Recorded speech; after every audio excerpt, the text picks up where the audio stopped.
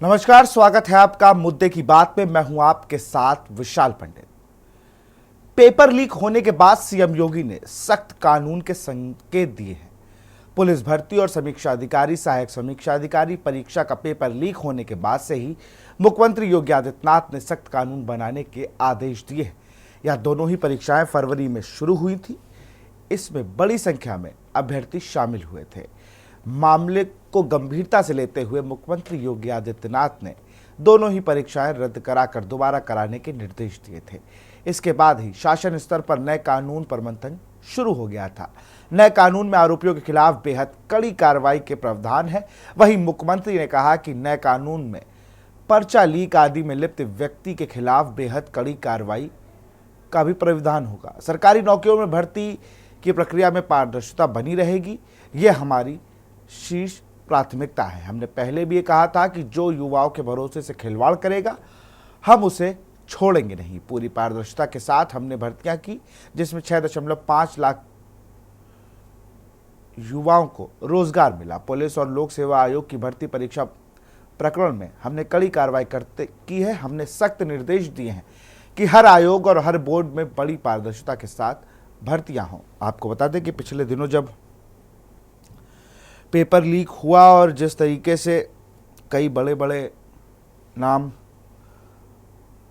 जो उसमें थे वो आए सामने, अब नया कानून भी बन सकता है।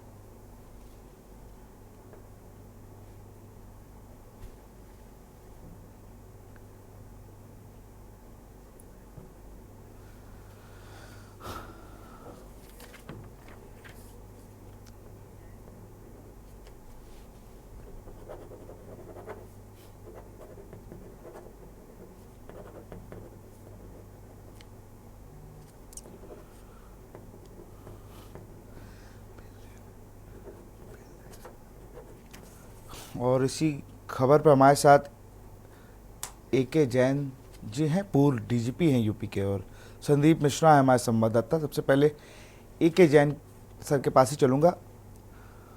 सर, किस तरीके से देखते हैं आप कि अब कानून अब बनाया जा रहा है, लेकिन जो चीज़ें अगर हम देखी जाए, कितने 65 लाख युवाओं ने फॉर्म भरा, तो कहीं ना कहीं थोड़ी सी देर और कानूनी दांवपेच अभी भी थोड़े मुझे लगा फिर फंसेंगे। क्योंकि ऐसे तो पेपर लीक बहुत हुए, लेकिन जो यूपी भर्ती, अगर पुलिस भर्ती करना हुआ, उसके बाद आरओ का जिस तरीके से बात चल रही थी उसमें खंडन किया गया, तो यूपी में कानून की जरूरत कब से आ पड़ी थी?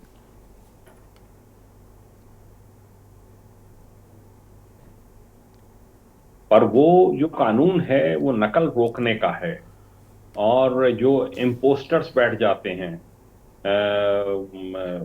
बिचौलिए बैठ जाते हैं पेपर देने और गलत नाम से, उस सब को रोकने के लिए है, नकल रोकने के लिए है। ये जो प्रश्न पत्र लीक हुए हैं ये एजेंसी के स्तर पर हुए हैं। एजेंसी ने जैसे कहीं पे प्रिंटिंग हुई पेपर्स की, और फिर उसको ट्रांसपोर्ट कंपनी को दिया विभिन्न स्थानों पे भेजने के लिए। तो इस बार जो है वो जहां पेपर प्रिंट हुए हैं वहां से नहीं हुआ है लीकेज। वो ये हुआ है ट्रांसपोर्ट कंपनी के गोडाउन में जब रखे हुए थे, तो ट्रांसपोर्ट कंपनी के गोडाउन में जब पेपर रखे हुए थे तो वहां से बॉक्सेस में सेंधमारी की गई है, और वहां से उन पेपर्स को निकाला गया है, उसकी कॉपी, और कॉपी करके और फिर उनको वापस रख दिया गया है।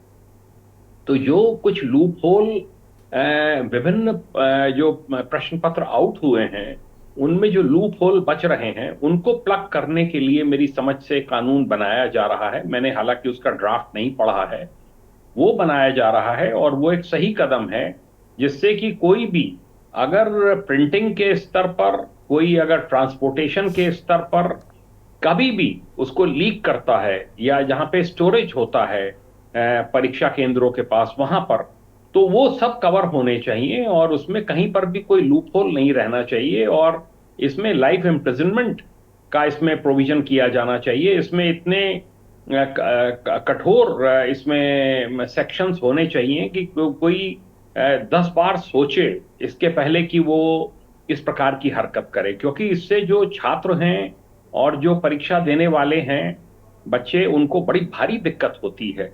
और ये दिक्कत भविष्य में भी ना आए, इसमें ऐसे प्रोविजंस किए जाएं, गैंगस्टर्स एक्ट लगे, इनके ऊपर नेशनल सिक्योरिटी एक्ट लगे, और ये भी ऐसा हो जिसमें लाइफ इम्प्रिजनमेंट की व्यवस्था हो, नॉन बेलेबल ऑफेंस हो, जिससे बेल ही ना हो सके इन अपराधियों की लंबे समय तक, और इस बीच ट्रायल शुरू हो जाए जिससे कि बाहर ना निकल सकें। एक वो राजीव मिश्रा या कोई ऐसा कोई नाम है हाँ, प्रयागराज वो का। लगातार पेपर लीक करता था, वो उससे मध्य प्रदेश और हाँ, तो कहीं वो कई जगह मैं लीक। समझ नहीं पा रहा हूं कि वो यूपी पुलिस ने उसको बाहर कैसे रहने दिया। क्या उसका उसको कोई राजनीतिक संरक्षण है, क्या बात है?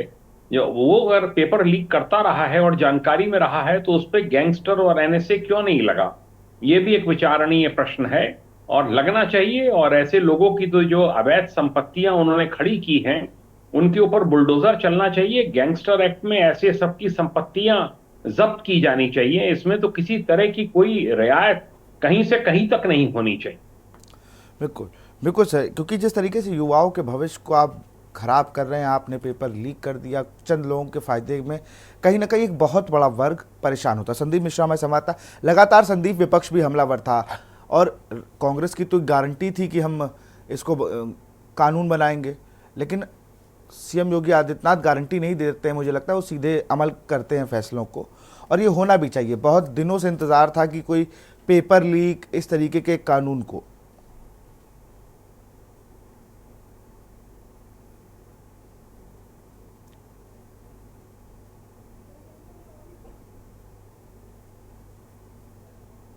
नए कानून लाने के लिए निर्देश दिए हैं, और इसको मुझे माना जा रहा है कि जिस तरीके से कि इस बार के चुनाव के बाद से इसे जो है लागू भी किया जाएगा।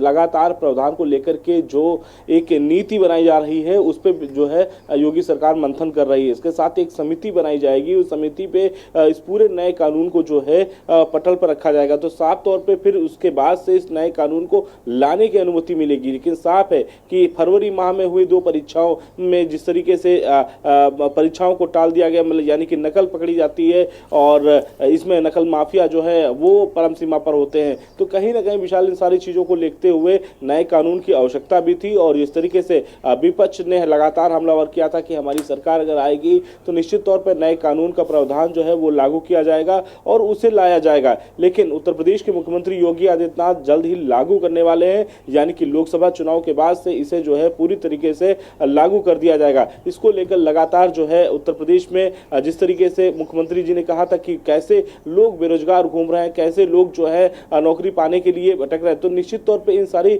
जो बिंदु थे उनको रखा गया है कि कोई भी व्यक्ति जो है नकल करके ना पास हो, नकल विहीन परीक्षा हो। सारी परीक्षा, चाहे हमने यूपी बोर्ड की परीक्षाओं को देखा है कि 2017 के बाद से जिस तरीके से नकल पर पूरी तरीके से अंकुश लगाया गया है, नकलहीन परीक्षा बनाने के लिए फ्लाइंग स्क्वाड बनाए गए जो कि जगह जगह पर जाते हैं, निरीक्षण करते हैं मौके पे जा करके। इसके साथ ही साथ सीसीटीवी कैमरे लगाए गए, लेस कराए गए थे कि कैमरे के माध्यम से निगरानी की जाएगी उन बच्चों को कि नकल ना हो सके। साथ ही साथ पेपर लीक भी मामले को लेकर देखा जाए तो उन जहां पर पेपर रखे जाते थे उन केंद्रों पर सीसीटीवी लगाए जाते थे, लेकिन जो गड़बड़ियां होती थी, जो बड़े बड़े घोटाले होते थे, तो जहां पर प्रिंटिंग मशीन होती थी, छपाई होती थी, वहां पर ऐसे कारनामे होते थे जिसके बाद से परीक्षाएं पेपर लीक हो जाता था और परीक्षाएं निरस्त होनी पड़ती थी। लेकिन संदीप, इस तरीके से इस पे सर से एके जैन सर से भी सवाल लूंगा, आपको ही रोकूंगा, एक ब्रेक की कमांड प्रयास कर रहे हैं। जो सबसे बड़ी समस्या आती है, कुछ ऐसे चुनिंदा कॉलेज हर राज्य में होते हैं जो कहीं ना कहीं एक बड़ा अमाउंट लेते हैं आपसे, और आपको ये श्योरिटी दिलाते हैं कि हम आपको नकल देंगे, हम आपको पास कराएंगे, हम आपको इतने परसेंट देंगे। ये खेल 10वीं से लेके ग्रेजुएशन की डिग्री तक ये होता है। और इसके अलावा जैसे आप एलएलबी करने जाएं, आप पीएचडी करने जाएं, आप इंजीनियरिंग करने जाएं, तो अब तो लोगों को घर बैठे डिग्री मिल रही है, सिर्फ पैसा जमा कर रहे हैं। सर, इस पर भी कहीं ना कहीं उन कॉलेजों को भी चिन्हित करना पड़ेगा। बिल्कुल किया जाना चाहिए। मैं कई जिलों में एसपी रहा हूं जहां की ठेके पे नकल होती थी। फिरोजाबाद में होती थी, 89 में मैं वहां का एसएसपी था। ठेके पे नकल होती थी, कॉलेजेस मशहूर थे। कार्रवाई हो रही हैं और होनी चाहिए। ये जो नकल का सिस्टम है, ये जब तक पूरा बंद नहीं किया जाएगा तो हम यूथ के साथ खिलवाड़ कर रहे हैं। और जो पढ़ लिख के लोग आ रहे हैं, ग्रेजुएट्स हैं, इंजीनियर्स हैं, उनका कोई लोकस स्टैंडाई नहीं है।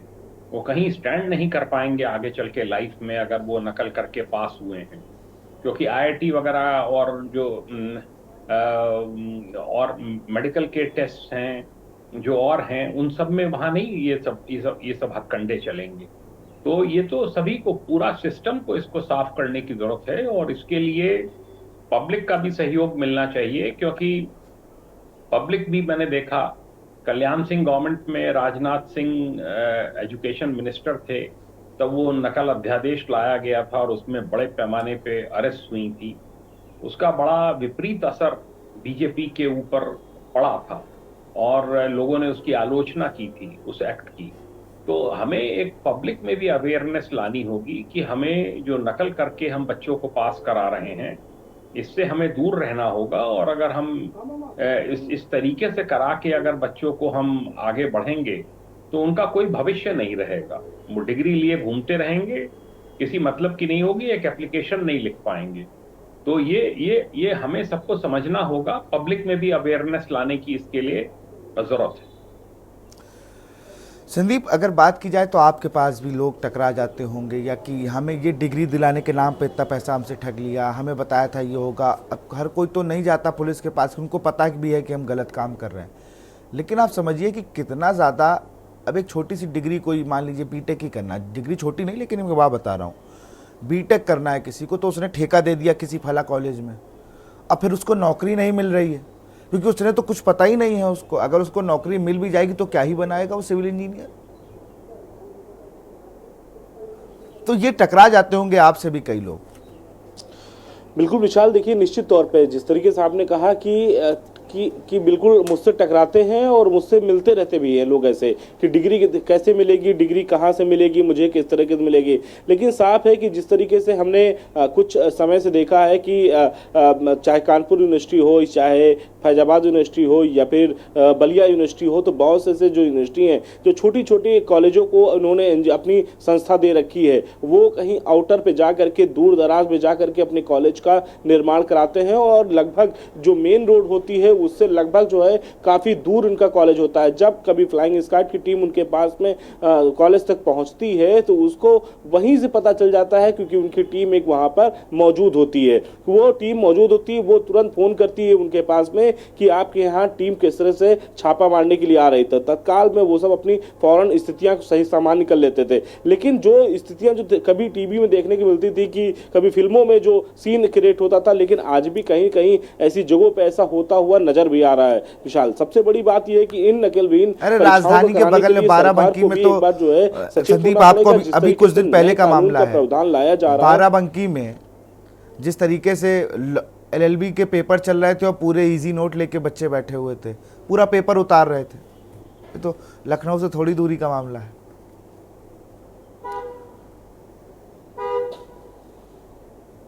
बिल्कुल निश्चित तौर पे विशाल, वो चर्चित स्कूल है और उस कॉलेज की अगर हम बात करते हैं तो काफ़ी फेमस है। 3-4 ब्रांचें अपनी खोल चुका है अब तक। शायद यही वजह है कि लड़कों को सबसे ज़्यादा पास करा करके, सबसे ज़्यादा डिग्रियां बांट करके आज उस पर भी कोई कार्रवाई नहीं होती, लेकिन लगातार जो है नए एडमिशन ओपन करवा करके फिर उसके बाद उन छात्रों को जिनको कभी 2 पन्ने लिखने के अगर दे दिया जाए विशाल, तो शायद वो भी ना लिख सकें। लेकिन इन सभी चीज़ों को लेकर के आज वो एक डिग्री होल्डर होते चले जा रहे हैं, LLB की डिग्री लेकर के घूम रहे हैं। तो कहीं ना कहीं ये बहुत बड़े प्रश्न उठते हैं समाज में, और ऐसे समाज में प्रश्न को नहीं उठना चाहिए, क्योंकि जिस तरीके से जनता को भी सजग होना चाहिए थोड़ा सा कि आखिर कैसे हमारे घर के परिवार के बच्चे जब नकल से ही परीक्षा को पास करना है तो फिर कैसे इस तरीके से पास हो रहे हैं। तो साफ तौर पे ऐसे लोगों को सजग होना चाहिए, इन कॉलेजों पे लगाम होनी चाहिए कि इन पे नकल विहीन कैसे बनाई जा सके। यानी कि इनको एक बार मान्यता देने से पहले कॉलेज को पे पूरी तरीके से जो एक मॉनिटरिंग टीम होती है वो मॉनिटरिंग करने के बाद ही निर्णय लिया जाए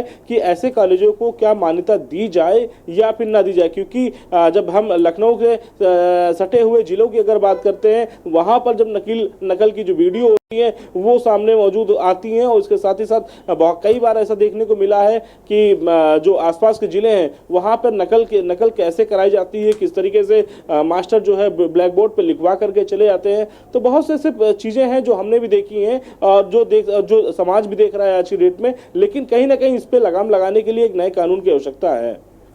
अगर मैं प्रोसेस जानूंगा कि अगर हम कोई कॉलेज खोलते हैं तो उसमें कई हमें विभागों का एनओसी चाहिए होता होगा, तो मुझे लगता है पुलिस, शिक्षा विभाग या और कुछ तो ड्यूज चाहिए, चाहते ही होंगे। इसमें इस तो गड़बड़ी कहाँ होती है? कहीं ना कहीं देखा जाना चाहिए कि भाई ये आदमी कौन है। दूर का सोचते नहीं, हमें लगता है हम उतनी ही दूर का कर लेते हैं कि हाँ इनको जल्दी से एप्लीकेशन इनकी अप्रूव हो जाए और इनका कॉलेज खुल जाए। संदीप,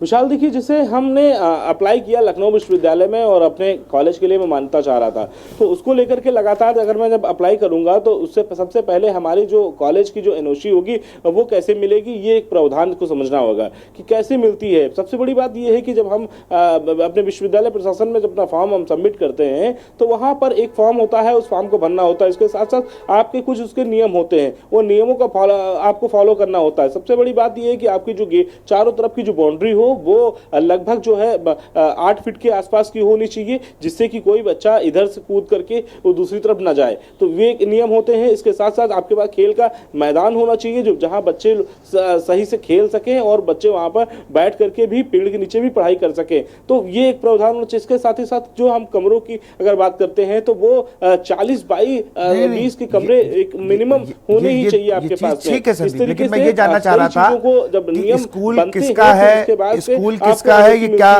तो उसका ट्रैक रिकॉर्ड क्या है। व्यक्ति की भी तो जांच होती होगी। अगर संदीप मिश्रा कॉलेज खोल रहे हैं तो इनकी जांच होगी ना कि भाई ये पत्रकार हैं, कि ये नेता हैं, ये क्या है। उनके कैरेक्टर सर्टिफिकेट भी तो लगता ही होगा ना, क्योंकि ऐसे तमाम स्कूल हैं जो किसी ना किसी संरक्षण में चल रहे हैं और उनके खिलाफ कोई कार्रवाई नहीं होती।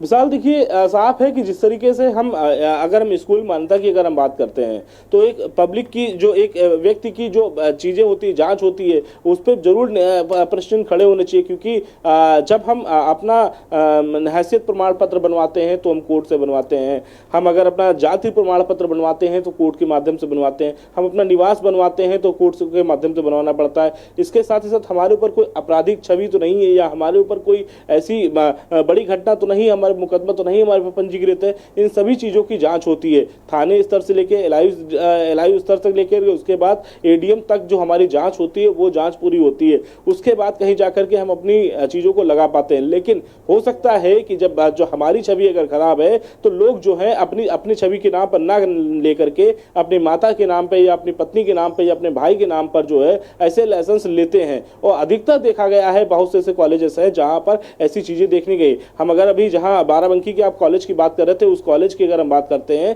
तो विजय श्रीवास्तव का कॉलेज है। विजय श्रीवास्तव एक समय में देखा गया था कि कई बार ऐसे चीजों में सम्मिलित पाए गए थे, लेकिन उन्होंने अपने नाम पर ना लेकर के मान्यता अपनी पत्नी के नाम पे लिया, उन्होंने उनके नाम पे कॉलेज चला रहे हैं। तो नाम कहीं ना कहीं पीछे से बैकग्राउंड सपोर्ट जो है वो देते चले बिल्कुल, कहीं ना कहीं पर्दे के पीछे की कहानी बिल्कुल अलग है संदीप। और इस पर जब ये कानून बनेगा तो मुझे लगता है इन सब चीजों पर भी विशेष ध्यान रखा जाएगा। बहुत बहुत शुक्रिया संदीप हमसे जुड़ने के लिए, तमाम जानकारी देने के लिए। एक ही आंसर आपका भी बहुत बहुत शुक्रिया, जिस तरीके से आपने भी चीज़ों का बताया कि आपने उन जिलों में रहे जहां पर ठेके पे नकल होती थी। फिलहाल मुद्दे की बात में इतना ही। देखते रहिए के न्यूज़ इंडिया। नमस्कार।